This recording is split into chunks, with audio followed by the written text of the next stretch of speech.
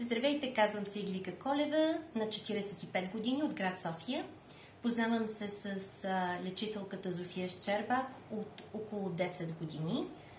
Исках да имам дете, но не можех.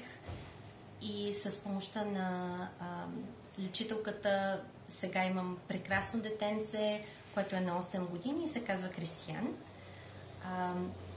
С годините имах и други проблеми, хормонални и женски проблеми, с които Зофия Щербак ми е помагала. Около 2000-та година почнах да правя много големи кръвоизливи и се оказа, че имам миматозни възли и хормонални нарушения. С нейна помощ този проблем бе ликвидиран и сега тази година, 2024 година, се възползвах отново от да дойда при госпожа Щербак, също с гинекологични проблеми отново, с хормонални нарушения,